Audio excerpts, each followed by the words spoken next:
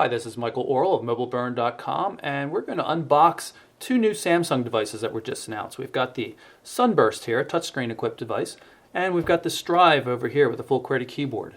So let's start with the Sunburst.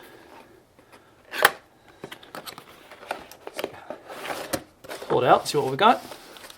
Got the quick start guide, of course. Looks like one version in Spanish, one in English. It's the phone itself, battery, and of course the charger. This is a proprietary Samsung port. Okay, and let's set this aside before we look at the details of the phone, and we'll pull the Strive apart as well. The Strive comes with a CD. It says it's an interactive tutorial. We've got a quick start guide, not a full-size manual in this one. And otherwise, same basic kind of makeup, except we have a micro USB charger in this case, which is good to see. So here's the phone and here's the battery. So here we have the Sunburst. Let's remove that protective screen and take a look and see what we've got in terms of hardware design. You can see here's the volume control on the left-hand side. Covered micro USB port also on the left-hand edge. Not much to see other than the microphone hole here on the bottom. On the right-hand edge we've got the camera shutter button, the lock and unlock button, and then the covered port for the proprietary Samsung charger and data cable. There's no 3.5mm headphone jack on this, so you'll have to buy an adapter. It doesn't come with one. On the back, of course, you can see this. This is where the camera is located and the battery cover. And speaking of which, we're going to pop the cover off, insert a SIM card,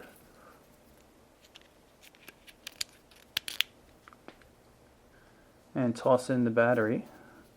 Let's take a look at the battery first. It's 960 milliamp hour. Put it in like so.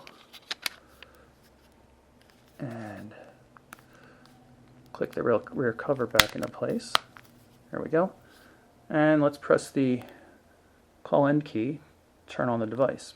You can see there's also the call send key and a dedicated back button underneath the touchscreen here.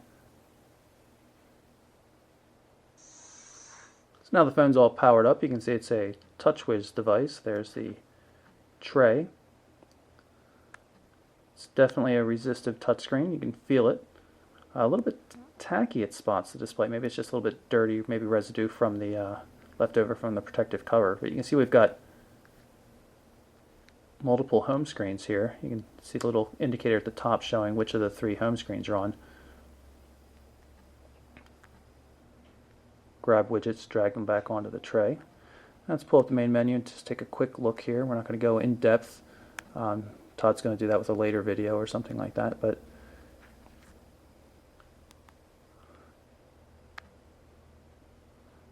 this device does include AT&T's new messenger system.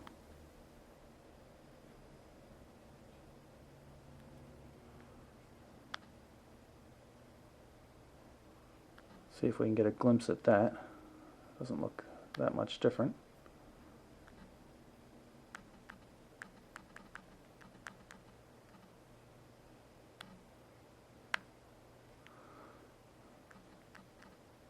So it's defaulting to triple tap.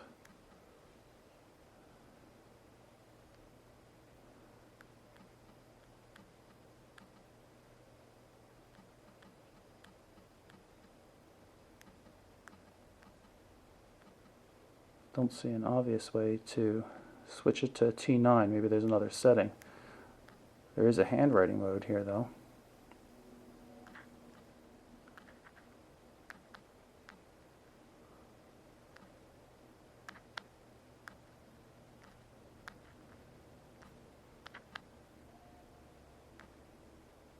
A little difficult to use though.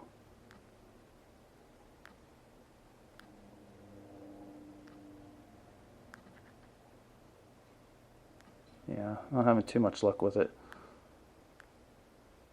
Let's see if we've got access to a QWERTY keyboard, and we do. There's a little bit of haptic feedback each time you press. And we'll send off the message.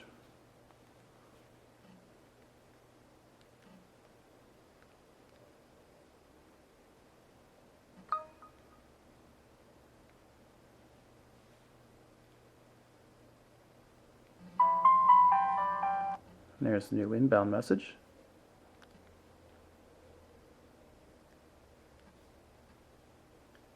Now it's time to take a quick look at the Strive, and again we're going to remove that protective cover and the don't text while driving warning.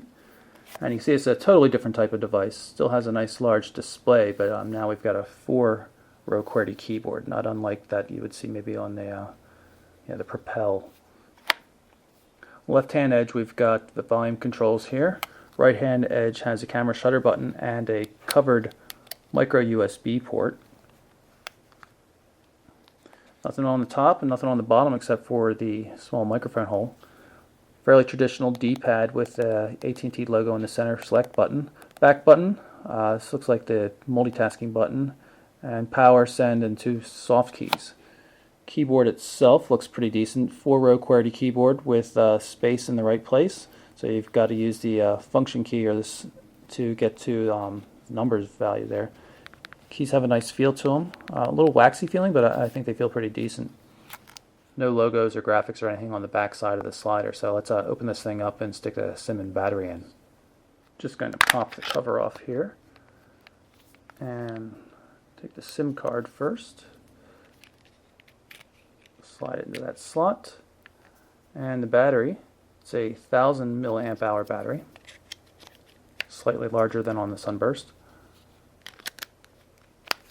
Pop it back on, looks like it's on fine, and hold down the call in button to start it up.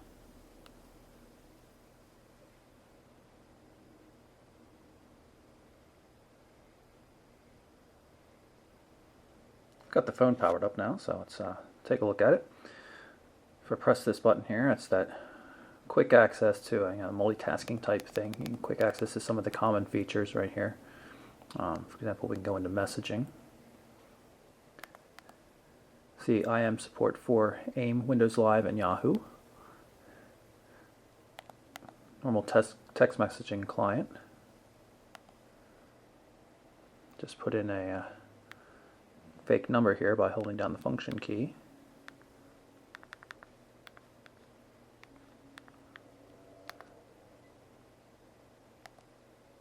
And move down into the text box area, and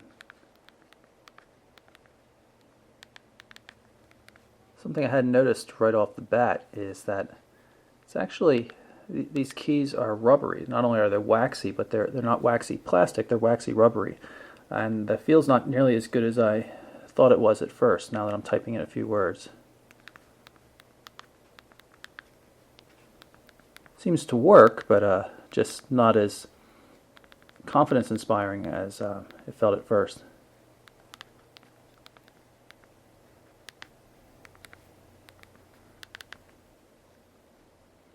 Send that off.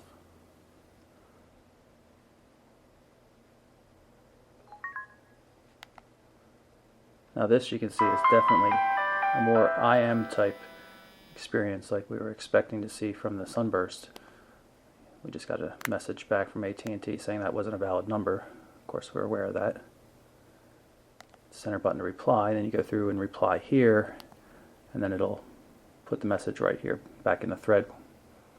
Jump back to the main screen by hitting the call in button. You can see when we close up the phone, it automatically asks if we want to lock it, and if we don't respond, it locks automatically within a couple of seconds. So, a nice looking package. I think it looks nice. There's even a blue under the speaker grill there, which is a nice touch since a few people are actually going to recognize that. And you can see blue highlights as well in the volume control button.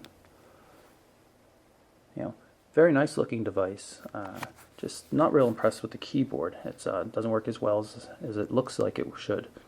So that's our quick unboxing of the Samsung Sunburst and Strive. Todd's going to do some full videos on these things, going through some of the features and stuff later on. But for now, I'm Michael Orl for MobileBurn.com.